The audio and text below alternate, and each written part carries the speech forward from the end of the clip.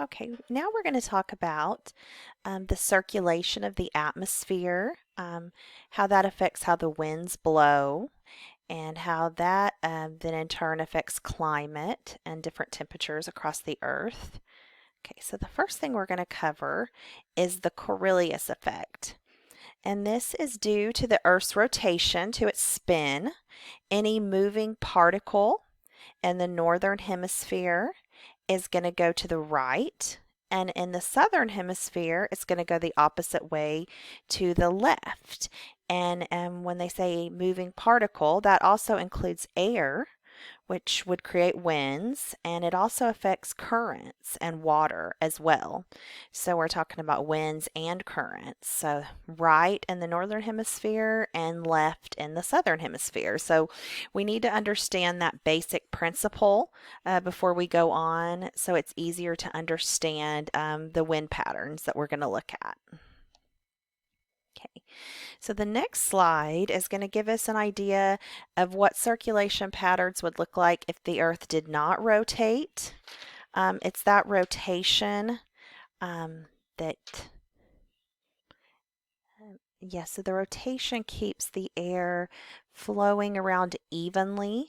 If the Earth did not rotate, then it would be a very simple, it'd be cold at the poles and it would be hot around the equator, and we wouldn't have this movement where the air, the wind, the temperature can circulate around the globe the way it does. So it would be more of a really basic pattern such as this, where you've got the cold air heading to the equator and the hot air around the equator. So it'd be a much more basic system. But luckily, ours is a little more complex since we do have the rotation and keeps things moving. Another basic principle that we need to understand is that cold air is going to descend and hot air is going to rise.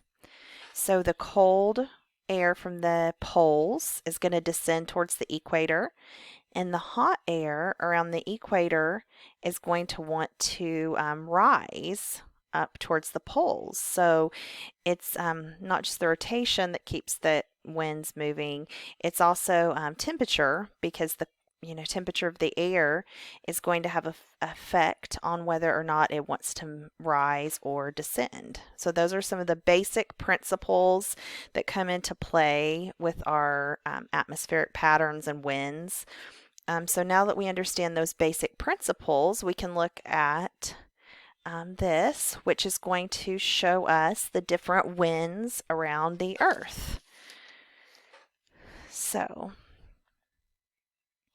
we're going to look at this map of the Earth, this diagram of the Earth and its winds, to help us try to understand how the winds of the Earth move and how that affects the climate of the Earth. First, we're going to talk about the equatorial low, which is the region here around the equator. This air is going to be really warm and moist, and it's going to want to rise. How we talked about the warm air, it's going to want to rise.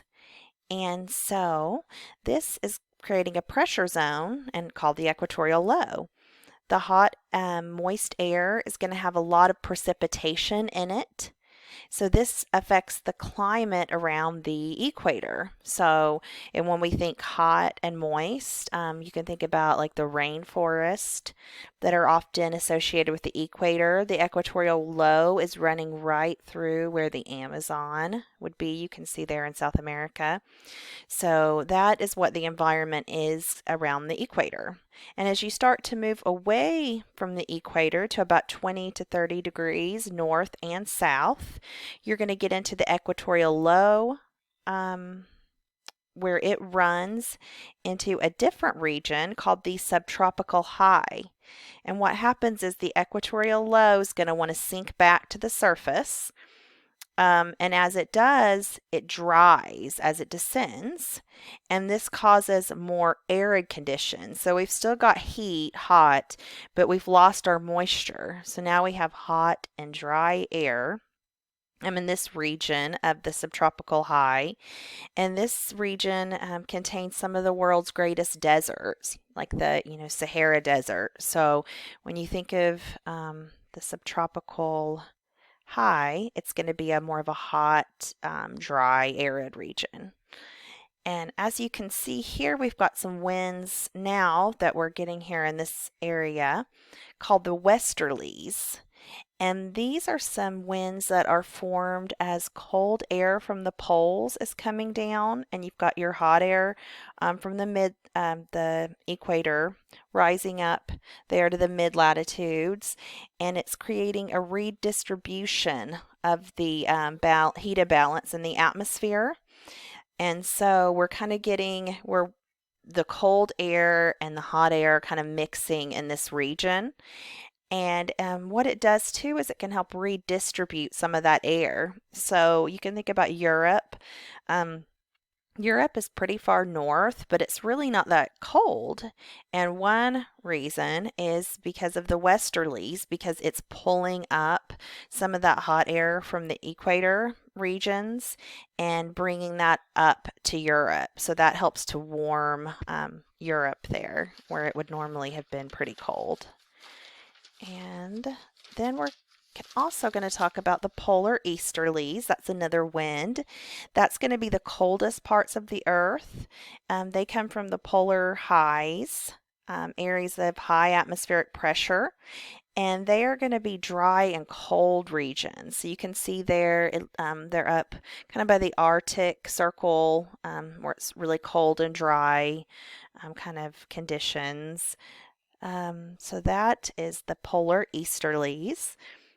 Another thing you can see on the map is something labeled the Hadley cells, and these are just large scale atmospheric convection cells, which is just the air rising at the equator and sinking at the mid latitudes, and it's just giving you a look there about what happens with that. So those are some of the major wind patterns on Earth. And as we mentioned, it can affect climate greatly. So this last slide is just going to give us a little bit more of a look at climate due to the winds. So it's just showing you again the hot, moist air there along the equator is more of a tropical zone. And then you get into an area of hot but dry, which is going to be where the deserts, and if we had another map of the Earth overlaid on this, we would see that most of the tropics are going to be in that region and the world's great deserts there on either side. Then we're going to get into a temperate zone. And most of the United States is kind of in that temperate zone where you've got, not too hot, not too cold, just kind of a temperate area. And then as you get above, up towards the Antarctica and the Arctic, at either pole, you're going to have the cold desert regions, which where we talked about the polar easterlies and how that is cold, dry air.